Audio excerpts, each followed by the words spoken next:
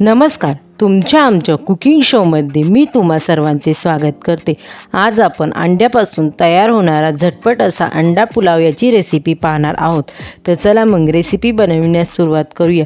त्यासाठी इथे मी कढईमध्ये 4 टेबलस्पून तेल घेतले आहे. त्यामध्ये 2 तमालपत्र, 1 छोट्या दालचिनीचा तुकडा, 2 लवंग, 2 मिऱ्या.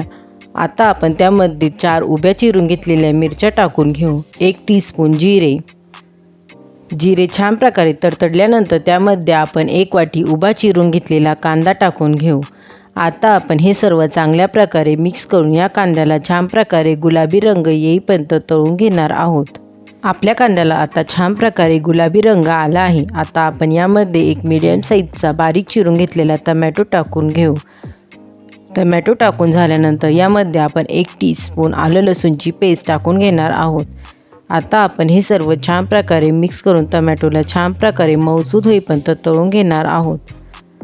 टोमॅटो छान प्रकारे मऊसूद झाल्यानंतर यामध्ये आपण 1 टीस्पून हळद, 1 टेबलस्पून एव्हरेस्ट मटण मसाला, 1 टेबलस्पून काश्मीरी लाल मिरची पावडर, 1 टेबलस्पून धने पावडर, 1 टेबलस्पून गरम मसाला. आता आपण हे सर्व चांगल्या प्रकारे मिक्स करून घेऊ व या मसाल्यांना तेल सुटेपर्यंत तळून घेऊ. तुम्ही येथे एव्हरेस्ट मटण मसाल्याच्या ऐवजी बिर्याणी मसाल्याचा सुद्धा वापर करू शकतात. आता आपण यामध्ये 4 अंडी फोडून टाकून घेऊ.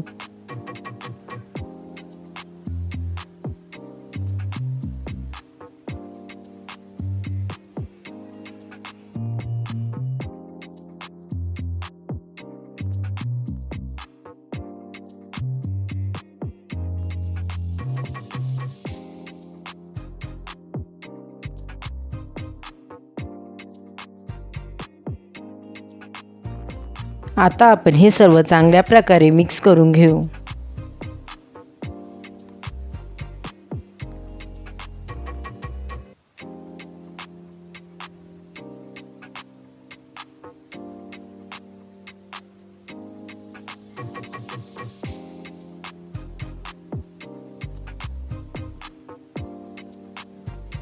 हे सर्व चांगल्या प्रकारे मिक्स करून झाल्यानंतर आता आपण यामध्ये चवीपुरते मीठ टाकून घेऊ.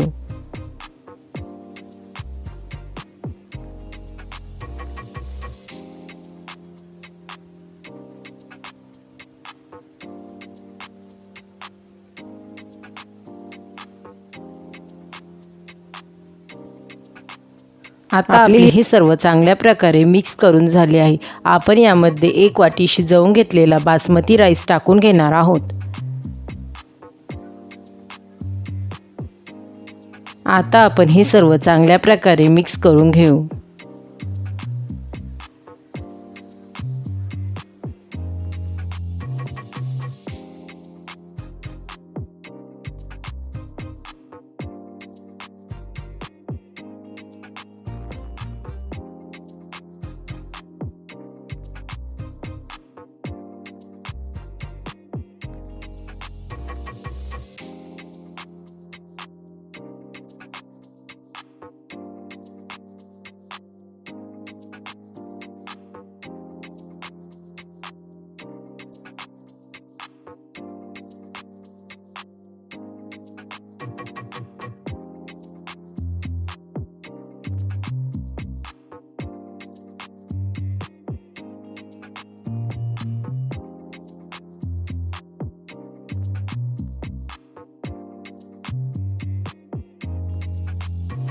आता आपले हे सर्व चांगल्या प्रकारे मिक्स करून झाले आहे. आपण यामध्ये 2 चम्मच साजूक तूप टाकून घेणार आहोत.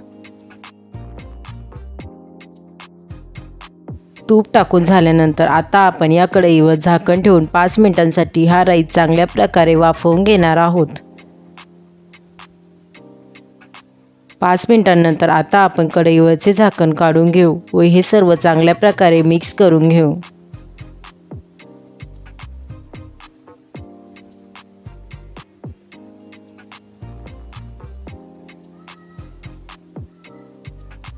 हे सर्व चांगल्या प्रकारे मिक्स करून झाल्यानंतर आता आपण या पुलाव्यावर बारीक चिरून घेतलेली कोथिंबीर टाकून घेऊ.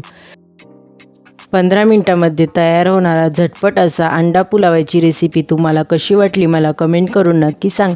रेसिपी आवडली असेल तर रेसिपीला लाईक शेअर करा व चॅनलला सबस्क्राईब करा. पुन्हा भेटूया आपण अशाच एका नवीन रेसिपीसोबत. तोपर्यंत सर्वांनी काळजी घ्या. बाय.